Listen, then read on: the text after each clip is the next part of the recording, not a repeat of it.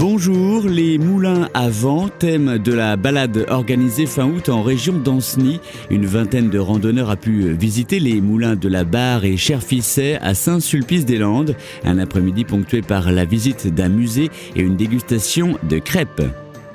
Cet après-midi consacré à Parole de Moulins s'inscrit dans les sorties proposées par la communauté de communes du pays d'Ancenis qui souhaite valoriser le patrimoine au sens large sur l'ensemble des communes du territoire.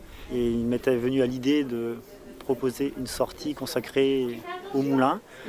Alors ceci pour deux raisons. Il y a le dernier numéro de l'ARA, l'association de recherche en pays d'Ancenis, qui consacre un important dossier à ces moulins. Et sur Saint-Sulpice-des-Landes, il reste deux moulins encore debout. Celui qu'on vient de voir précédemment, le moulin de la Barre. Et puis celui-ci, le moulin de Cherfisset, qui depuis son arrêt d'activité a gardé son architecture d'origine, les ailes en moins.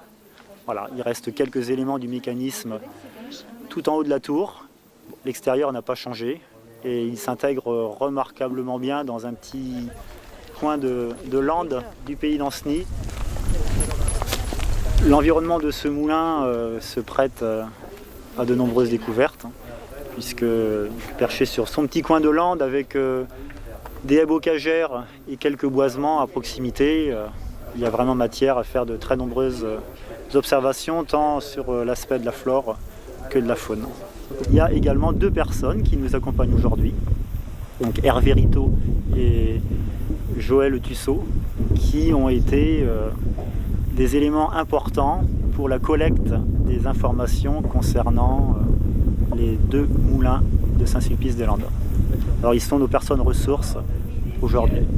Donc là nous sommes dans le moulin de Cherfisset. Ce moulin, j'y ai quelques sentiments affectifs dans la mesure où il a appartenu à ma famille entre 1930 et 1968. Je venais surtout au pied du moulin avec mon grand-père mettre des genres de filets sur la vigne pour empêcher que les oiseaux picorent le grain. Mais bon, ce moulin a subi donc le cours de la vie, les événements nouveaux, et il a cessé son activité, je pense, vers 1957. Nous allons aller tout à l'heure au musée Tussaud des années 50.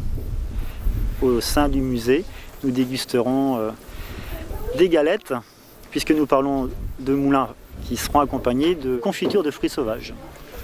Faites maison, voilà, pour là aussi montrer que notre environnement sauvage recèle plein de trésors très intéressant pour les papilles.